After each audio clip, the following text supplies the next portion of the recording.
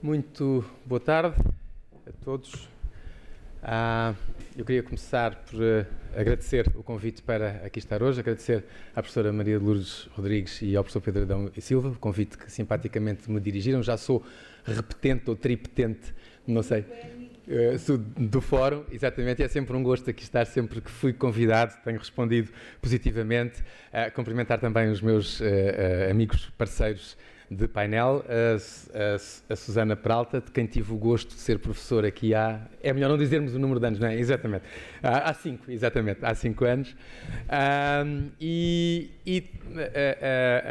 Dizer-vos que na apresentação que aqui trago, eu vou partir, vou-me centrar na competitividade e nos efeitos que a fiscalidade tem para a competitividade, que é uma área, aliás, que eu acompanho, os que sabem a minha opinião sobre estas coisas, sabem que há muitos anos que defendo um determinado rumo. Eu tive uma experiência recente de ter sido presidente da ICEP, em que cessei funções há um mês, aproximadamente, e também aí tive muito contacto com as questões de competitividade e da forma como a fiscalidade também é vista. E, portanto, eu vou partir nesta minha apresentação de aspectos mais gerais e focados com a economia, depois, de forma resumida, passar para a competitividade e terminar com os aspectos fiscais e depois, obviamente, estou totalmente disponível para o debate, que é sempre interessante nestas ocasiões. Nós vivemos uma conjuntura que há muito tempo não vivíamos. É uma conjuntura, eu diria, quase única. Vivemos uma tendência bastante positiva. Eu diria que Portugal, e posso confirmá-lo pelo meu contacto com os investidores ao longo dos últimos 3 anos, Portugal está na moda, Portugal está em alta. Tem sido um caminho progressivo e temos também um outlook económico que é bastante positivo. O crescimento económico que tivemos no primeiro trimestre, não sendo um crescimento extraordinário, a verdade é que ele já não se registava há pelo menos 10 anos e, portanto, foi bastante positivo. A verdade é que tivemos, ao longo dos últimos anos, várias transformações na economia portuguesa, em prol, penso eu, da nossa competitividade. Algumas delas foram estruturais. Tudo partiu, eu diria, da crise económica que, infelizmente, vivemos e que motivou o pedido de auxílio externo em 2011. Isso motivou uma série de alterações. Um reforço claro também do setor transacionável e uma melhoria da competitividade e das condições de atratividade do investimento, sobretudo o investimento direcionado para o setor exportador. Depois tivemos alguns fatores exógenos que nós não conseguimos controlar, obviamente, mas que também foram importantes. Eu saliento, por exemplo, a melhoria da conjuntura externa, que também nos tem auxiliado, e, portanto, tudo isto desemboca naquilo que eu já referi, o melhor outlook económico e Portugal em alta e na moda.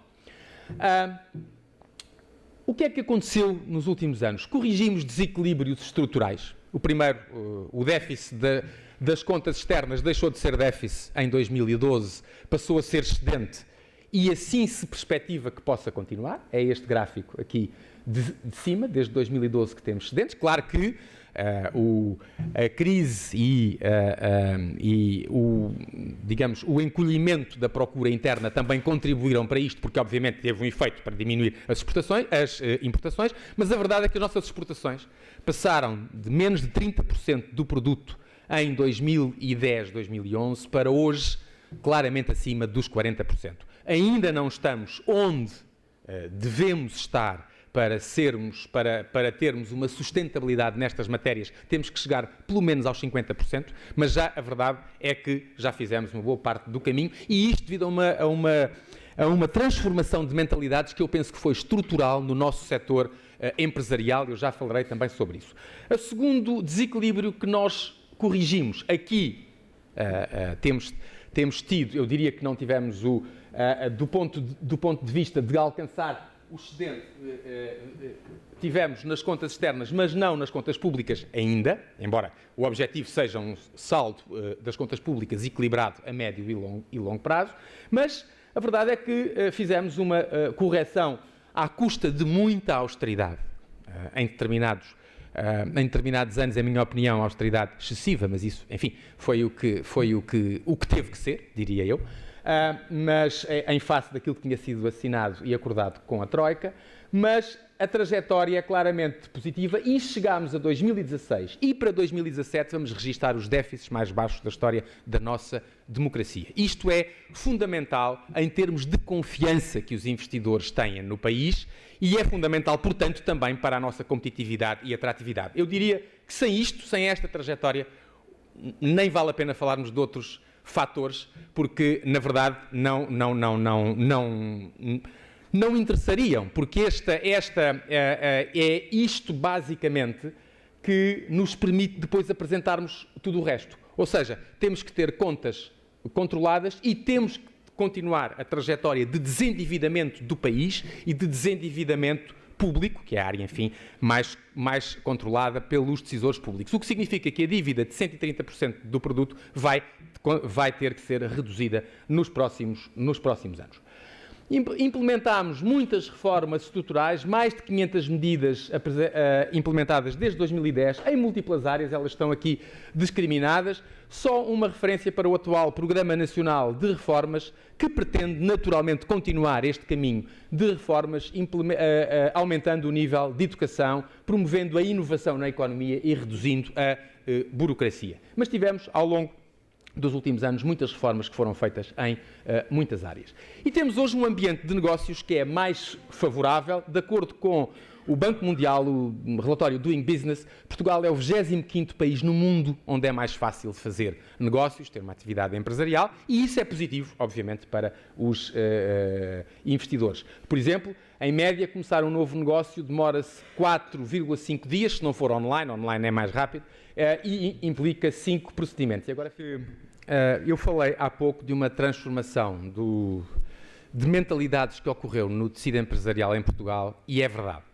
Ao longo dos últimos 3 anos, pude constatar in loco que os nossos empresários se voltaram, pelo menos boa parte deles, se voltou definitivamente para fora.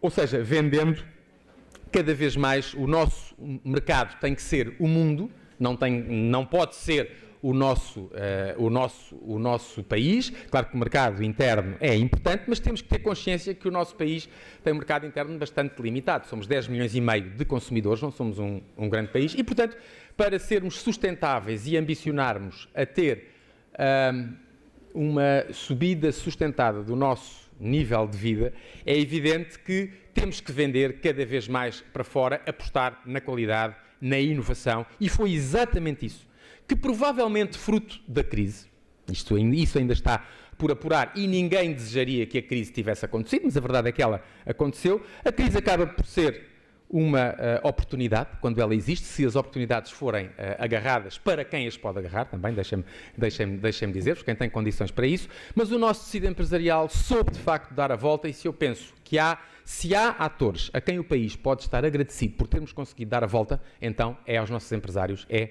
ao tecido empresarial, que se tornou bastante mais competitivo, fizeram alterações que tinham que fazer, e isto é generalizado. Não é no setor A, na área B ou no setor C. Não, desde e por ordem alfabética, sem nenhuma ordem de referência, desde a aeronáutica, ao agroalimentar, ao automóvel, à fileira casa, economia do mar, floresta, indústrias culturais e criativas, infraestruturas, máquinas e ferramentas, a famosa metalomecânica, que a seguir ao turismo é o nosso maior setor exportador, materiais de construção, o setor da moda, com o vestuário e o calçado, a indústria da saúde, os serviços partilhados e, last but not least, as tecnologias de informação e comunicação, muito importantes, e convém não esquecer que Portugal é hoje a casa da Web Summit, uma das maiores conferências mundiais, que também não por acaso escolheu o nosso país para se instalar.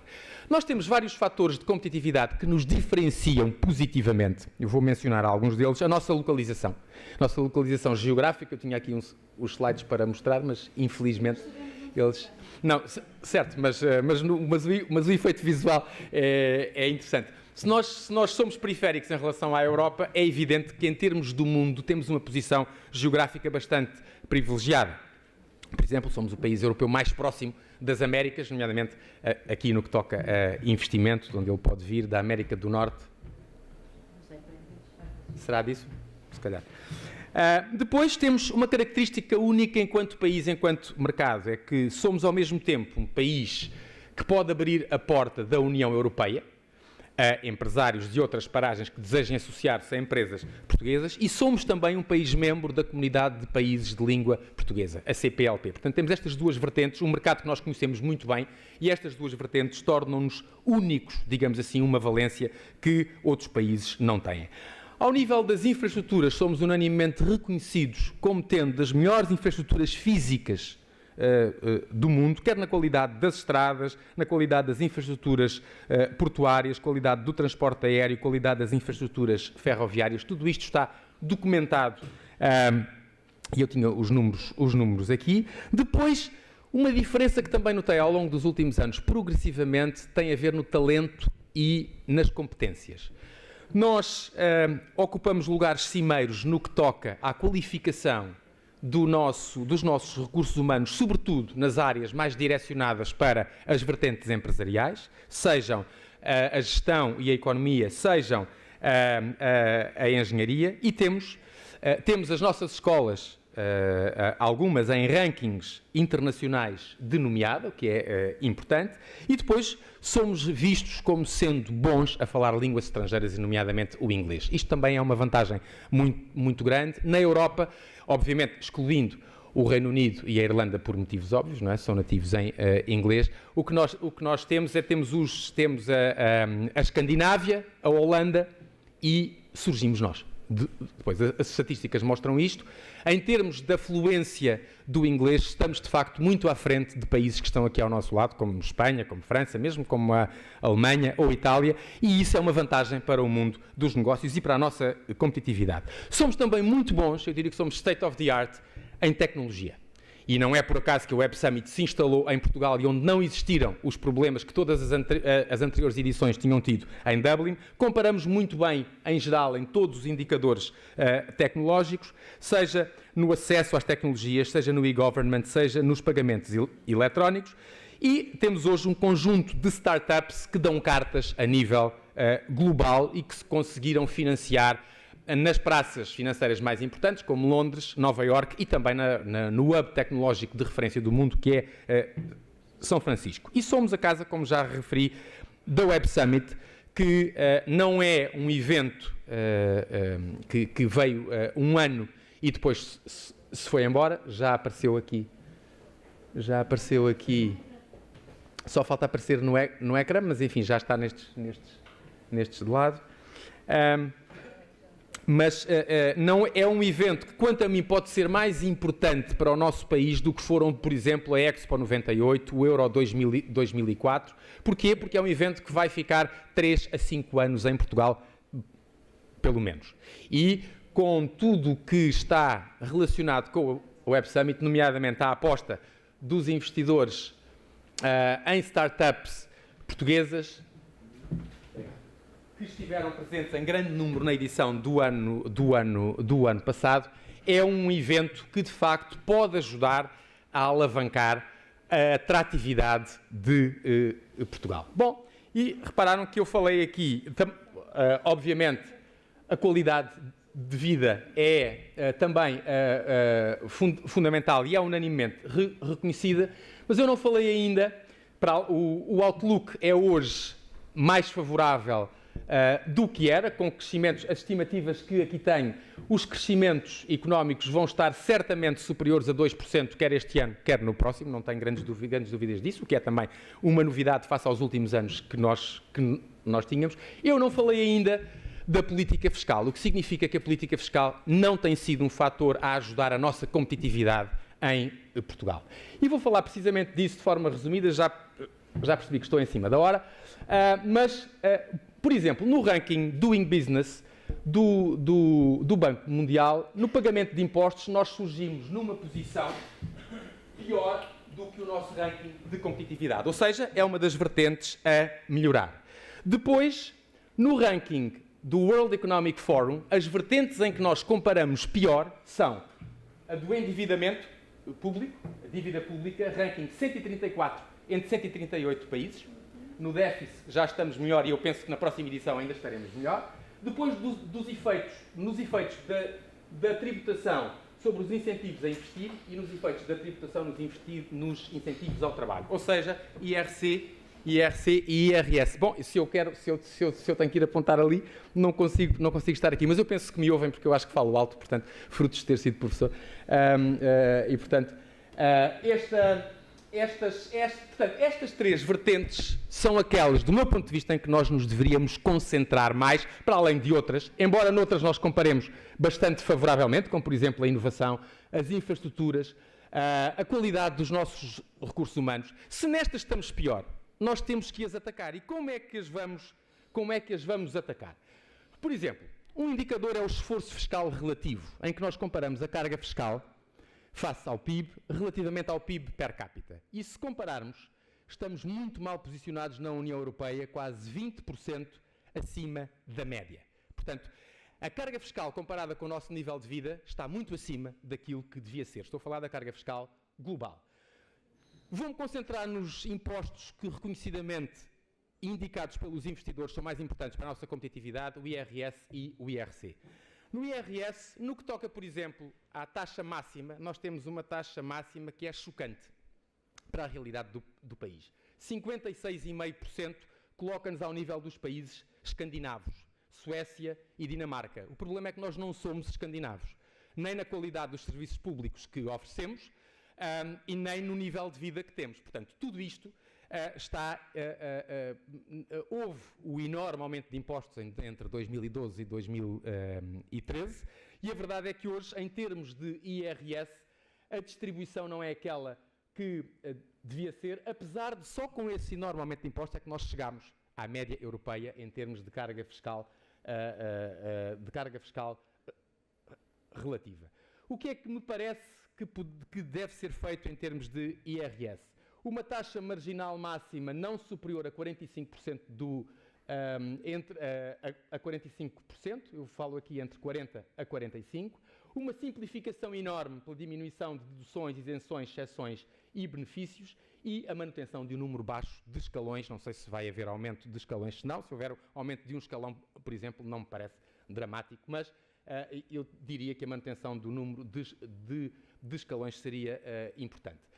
Depois, uma tributação sobre as empresas que é pouco atrativa. Este relatório foi publicado recentemente pela Deloitte e tem ali as maiores vantagens comparativas da economia portuguesa. Bom, nos primeiros fatores, nota-se aqueles que eu já referi há pouco, ou seja, o acesso ao mercado europeu, qualidade de formação e flexibilidade dos trabalhadores, situação geográfica, clima, etc. Cá para baixo o que é que temos? Indicadores fiscais sobre as empresas, portanto, pouco atrativa a nossa fiscalidade. Os maiores obstáculos ao investimento existentes em Portugal em 2017. Exatamente ao contrário, ou seja, instabilidade do sistema fiscal, carga fiscal sobre as empresas em quarto lugar, complexidade do sistema fiscal, etc, etc. Ou seja, como maiores obstáculos a fiscalidade está sempre acima, como incentivo está sempre cá para baixo. Estou quase a acabar, Susana.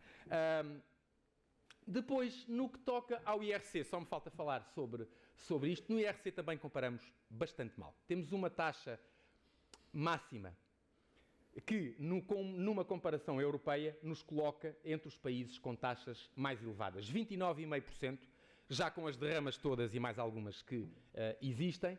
Eu devo dizer aqui, uma das reformas que os investidores mais apreciavam era a reforma do IRC que tinha sido apresentada e na qual eu trabalhei, portanto é natural que defenda essa reforma. Tinha sido feita em 2013, ela foi suspensa, sabe-se porquê? Bom, enquanto fui presidente da ICEP, fiquei com menos um motivo para promover Portugal lá fora. Claro que tinha outros e agarrei-me aos outros, obviamente, mas é evidente que este era um daqueles que os investidores mais apreciavam. E, portanto, no IRC, o que é que defendo? Uma taxa proporcional entre 15% e 19% sem distorções. E sem distorções eu digo que as derramas deviam acabar todas, porque os investidores nem sequer percebem o que é que são derramas, depois porque é que num concelho pagam, no outro não pagam, depois há uma derrama estadual até um determinado nível de lucro, depois há outra, é uma complicação que de facto não beneficia ninguém. Mais uma vez, simplificação e redução de deduções e isenções de modo a diminuir a diferença entre as taxas nominal e efetiva. Concluo. A área fiscal não tem contribuído para a melhoria da competitividade de Portugal. Eu diria que é nos impostos diretos que nos devemos concentrar, IRC e IRS. Se queremos promover a equidade, então eu diria que isso não deve ser feito através da política fiscal. Eu preferiria que fosse através da despesa pública.